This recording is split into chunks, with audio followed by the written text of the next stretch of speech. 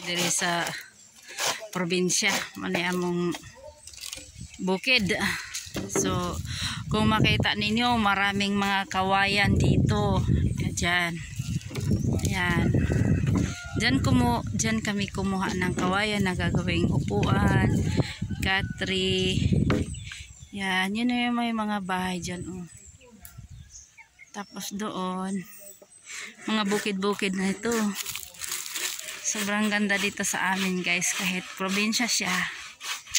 Basta super overlooking mga ano doon pa sa banda. Oh, may bahay pa doon. Yun.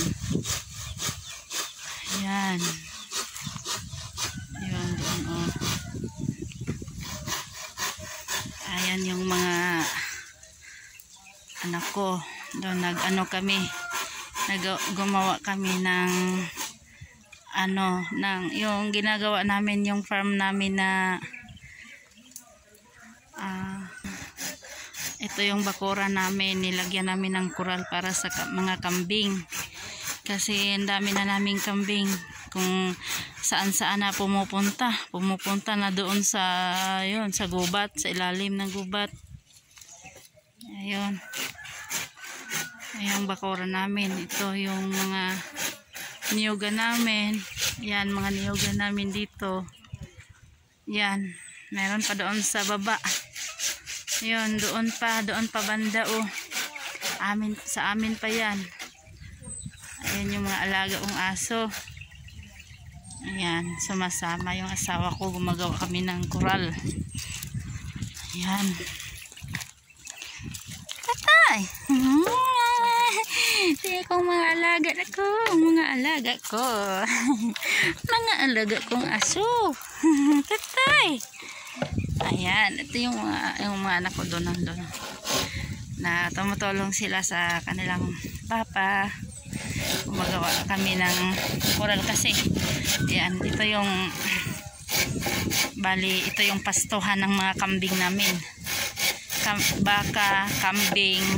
Ayun, paghalo na namin dito. Nandun lang yung bahay namin.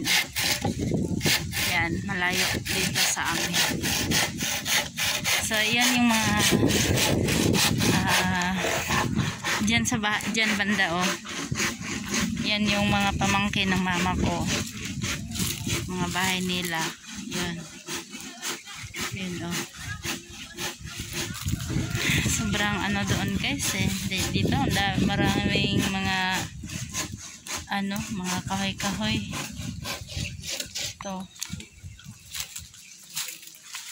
ito kami naglalapog kami ng mga kahoy dito, mga bukong.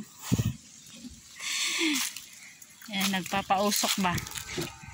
Yan, nagpapausok kami. Yung mga anak ko masipag yan. Oh, tumulong sa kanilang papa. Yan, masipag yan sila.